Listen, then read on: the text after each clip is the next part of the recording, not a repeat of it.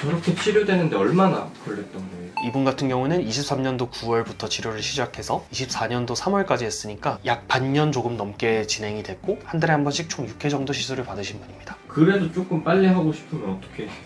가장 빨리 할 수 있다는 말은 어떤 치료 효과를 가장 극대화시킨다는 말과 같은 말인데요. 요즘 가장 핵심 키워드는 이라고 하는 콜라겐을 좀 부스팅 시켜줄 수 있는 물질들을 아래 깔아주면 회복되는 과정에서 걔네들이 콜라겐을 만들어내고 그게 조금씩 눈 사이드 쌓여가지고 결국은 피부가 좋아지는 원리인데요.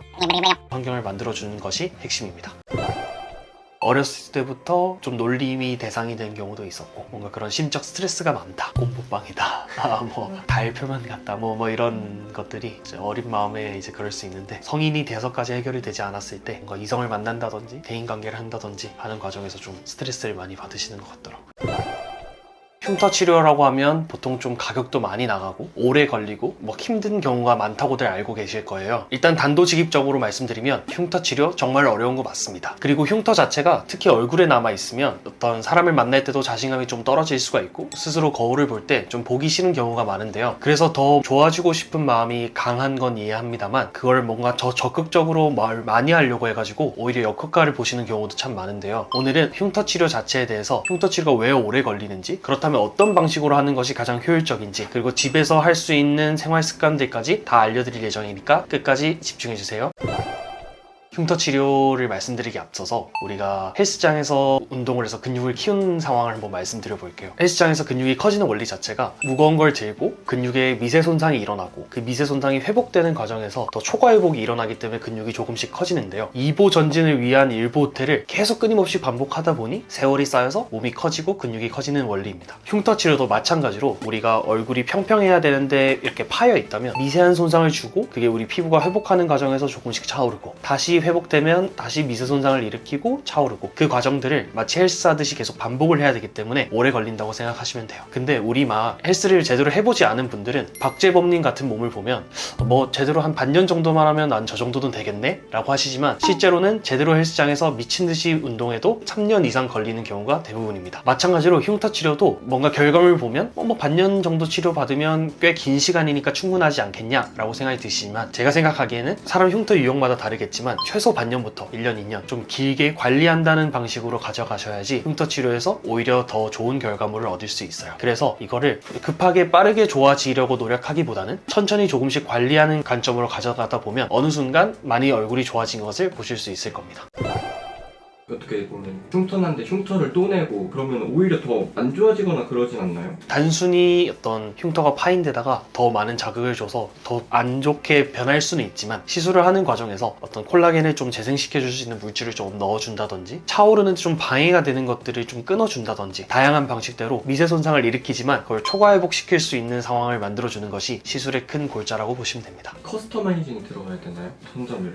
그쵸. 여드름 흉터 그리고 얼굴 흉터에 대해서 관심이 있으신 분들은 아시겠지만 크게 세 가지로 분류되는데요. 넓고 얕게 있는 롤링 스카, 그리고 박스 형태로 파여 있는 박스카, 좁고 깊게 형성되는 아이스픽 흉터. 이렇게 흉터도 종류가 정말 다 다르고 그 말은 치료 방법도 다 달라진다는 말입니다. 흉터 치료를 많이 하는 병원들의 요즘 가장 핵심 키워드는 콜라겐 부스터입니다. 피부를 미세하게 손상시키는 과정에서 PDLLA라고 하는 콜라겐을 좀 부스팅 시켜줄 수 있는 물질들을 아래 깔아주면 회복되는 과정에서 걔네들이 콜라겐을 만들어내고 그게 조금씩 눈 사이드 쌓여가지고 결국은 피부가 좋아지는 원리인데요. 그렇다면 흉터의 유형마다 콜라겐 부스터를 집어넣을 수 있는 역량 자체가 달라요. 아까 말씀드렸듯 얕고 넓게 있는 롤링스카 같은 경우에는 직관적으로 생각했을 때도 콜라겐 부스터를 넣기 쉽지만 좁고 깊게 있는 아이스픽 같은 흉터들에는 콜라겐 부스터 물질을 넣어주기가 어렵습니다. 그래서 콜라겐 부스터가 더 잘 들어가기 위해서 예를 들어서 CO2라는 레이저로 주위를 좀 깎아준다든지 아니면 MTS라는 미세한 바늘로 더 들어갈 수 있게 길을 내준다든지 저희 병원에 사용하고 있는 퓨어젯이라는 바늘 없는 장비를 통해서 피부 아래층에 정확하게 콜라겐 부스터를 넣어줄 수 있는 다양한 방식들을 사용하고 있습니다. 그리고 콜라겐 부스터 자체가 조금 더 효용을 내기 위해서는 고주파로 자극시켜주는 치료를 병행할 수도 있고 마지막으로 물리적으로 흉터라는 것은 안에서 잡아당기고 있는 섬유들이 있어요. 걔네들이 있는 한 아무리 차오른다 해도 아래에서 잡아당기고 있기 때문에 원하는 결과를 만들어낼 수가 없습니다. 아래에서 잡아당기고 있는 섬유들을 서브시전이라는 기술로 끊어주게 되면 더 많이 차오를 수가 있겠죠. 그런 식으로 콜라겐 부스터를 넣어주는 것을 큰 골자로 걔네가 더 잘 자랄 수 있게 그리고 차오르는 과정에서 방해되는 것 없게 여러 시술들을 병합해서 진행하고 있습니다.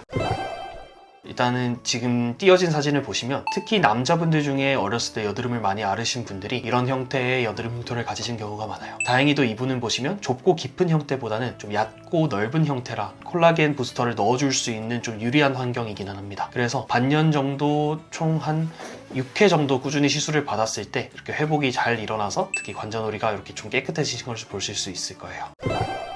근데 엄청 심했는데 괜찮아졌네요. 네, 특히나 여드름 흉터가 좋아지게 되는 여러 요인들이 있는데 특히 이런 관자놀이 같은 부분들이 좀 예후가 좋고, 그리고 조금 어리실수록 트러블로 인한 여드름 흉터가 생긴 지 얼마 되지 않아서 딱딱하게 굳어있기보다는 아직 조금 빨갛고 말랑말랑한 상태일수록, 그리고 남자분일수록 아무래도 좀 회복력이 좀 빠르고요. 그래서 여드름 흉터가 생겨 있다면 너무 오래 방치하지 말고 최대한 빠르게 치료하는 것이 더 예후가 좋습니다.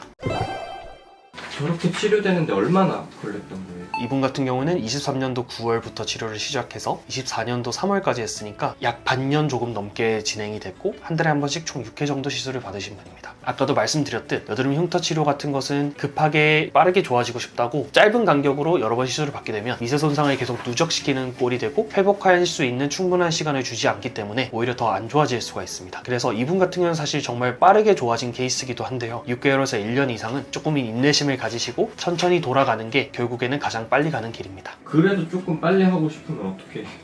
가장 빨리 할 수 있다는 말은 어떤 치료 효과를 가장 극대화시킨다는 말과 같은 말인데요. 그렇단 말은 아까 말씀드렸듯 이보 전진을 위한 일보호퇴, 즉 미세 손상을 통한 초과 회복을 노리는 건데, 저희는 미세 손상과 그리고 회복에 도움되는 물질들을 넣어드릴 수는 있지만 결국 회복한다는 것은 병원 안에서가 아니고 병원 밖에서 일상생활을 할 때 일어나는 것인데요. 그래서 무엇보다 생활 습관이 가장 중요합니다. 특히나 술, 담배 같은 것들은 혈액순환을 조금 방해하고 전반적으로 상처, 염증 회복을 좀 더디게 하는 경향이 있는데요. 그래서 술, 담배 도 최대한 끊어주시는 게 중요하고, 그리고 슬프게도 간단한 운동 같은 건 상관없지만 수영이나 기타 얼굴에 직접적인 자극이 갈 수 있는 취미를 즐기시는 경우에는 이 또한 조금 자제해 주시는 것이 좋습니다. 그리고 자외선이나 어떤 너무 뜨거운 물로 세안을 한다든지 얼굴에 자극이 갈 수 있을 것 같은 모든 것들은 일단은 피해 주시는 게 가장 빠르게 회복될 수 있는 지름길이 아닌가 싶습니다.